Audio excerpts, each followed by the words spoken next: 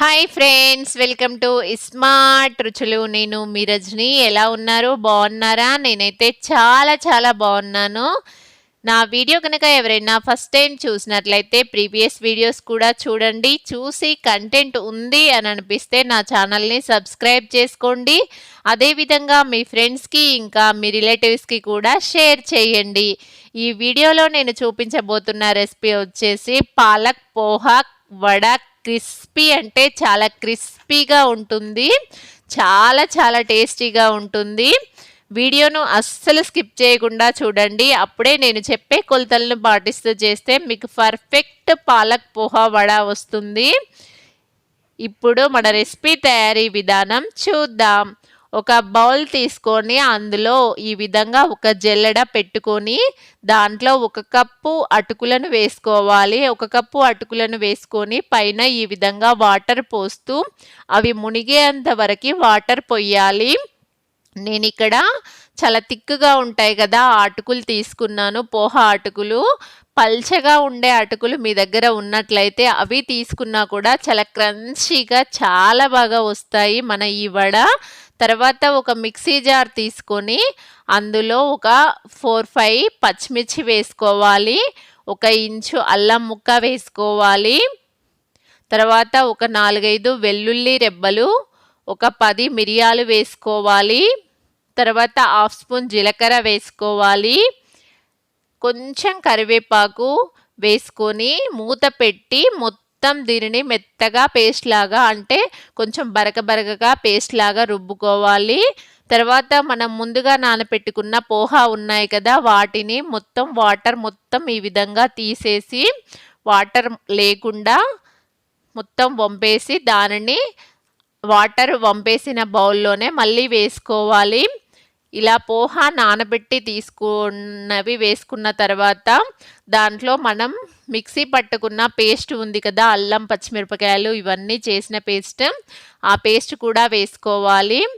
Paste వేసుకొని ఒక కట్ట పాలకూరను ఈ విధంగా సన్నగా కట్ చేసి వేసుకోవాలి.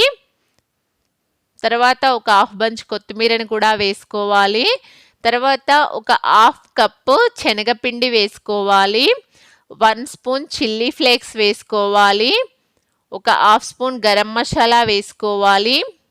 1/2 స్పూన్ జీలకర్ర పొడి వేసుకోవాలి. తర్వాత తగినంత సాల్ట్ వేసుకొని కొంచెం 1 స్పూను హాట్ ఆయిల్ వేసుకోవాలి. హాట్ ఆయిల్ వేసుకోవడం వలన మన ఈ పాలక్ పోహా వడ చాలా క్రంచీగా క్రిస్పీగా వస్తాయి. ఇప్పుడు ఈ మసాలాలు మరియు ఈ పిండి, పచ్చిమిర్చి, అన్ని పేస్ట్లు కలిసేలాగా ఒకసారి ఈ విధంగా మొత్తం ప్రెజర్ చేస్తూ కలుపుకుంటే చూడండి ముద్ద అనేది ఈ విధంగా వస్తుంది. చూడండి ఇట్లా సాఫ్ట్గా ఈ విధంగా వస్తుంది. ఈ కన్సిస్టెన్సీ వస్తే సరిపోతుంది. తర్వాత చేతికి కొంచెం ఆయిల్ అప్లై చేసుకొని వీటిని ఈ విధంగా రౌండ్ బాల్స్ లాగా చేసి మధ్యకి ఈ విధంగా ప్రెస్ చేస్తే వడ షేప్ వస్తుంది.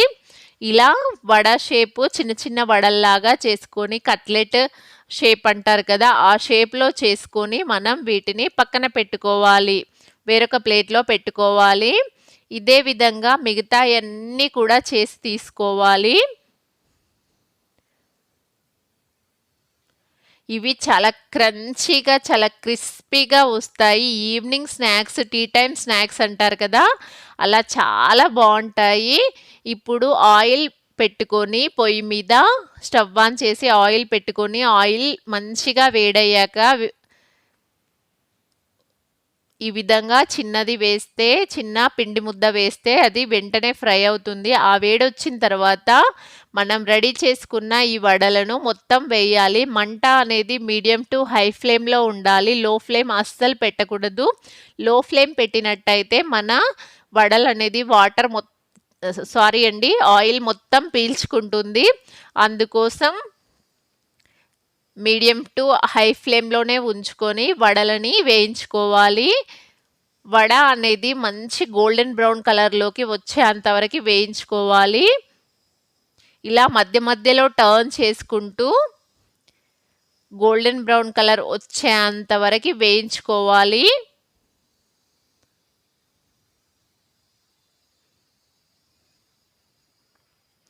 ఈ పాలక్ పోహా వడలో మీరు పాలకూర కావాలంటే ఇంకొక కట్ట ఎక్స్ట్రానైనా వేసుకోవచ్చు.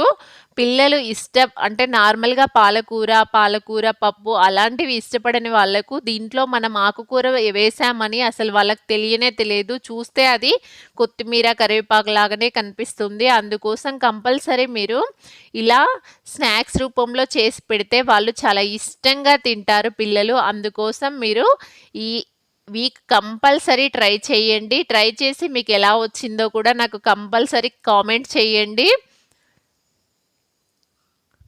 వీటిని నెమ్మదిగా మీడియం ఫ్లేమ్‌లో పెట్టి గోల్డెన్ బ్రౌన్ కలర్ వచ్చేంత వరకు వేయించుకొని తీరాలి. గోల్డెన్ బ్రౌన్ కలర్ వచ్చేంత వరకు వేయించుకోవడం వలన లోపట కూడా పిండి అనేది పచ్చి పచ్చిగా లేకుండా మంచిగా వేగుతుంది. చూడండి ఈ కలర్‌లోకి వచ్చాయి అంటే మనకు పర్ఫెక్ట్‌గా వేగినట్టు లెక్క.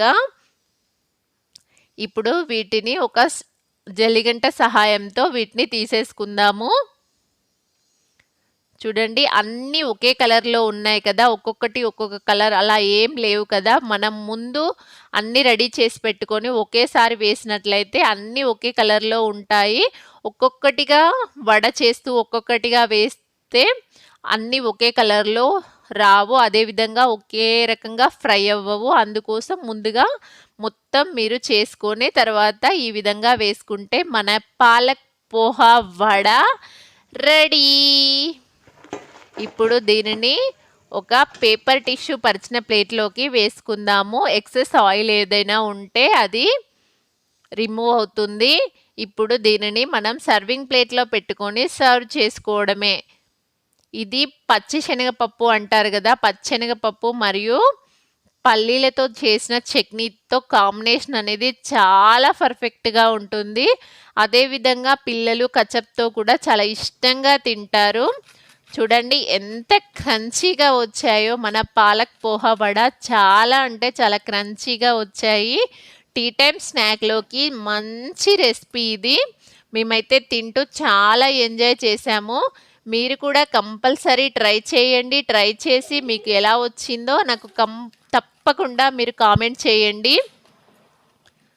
నా రెసిపీ మీకు నచ్చిందా? అయితే మీరు ట్రై చేసి మీకు ఎలా వచ్చిందో మీ ఫీడ్‌బ్యాక్‌ని నాకు కామెంట్ చేయండి. మరిన్ని కొత్త రెసిపీస్ కోసం నా ఛానల్‌ని సబ్స్క్రైబ్ చేసుకోండి. అదేవిధంగా మీ ఫ్రెండ్స్‌కి ఇంకా మీ రిలేటివ్స్‌కి కూడా షేర్ చేయండి. Thank you for watching.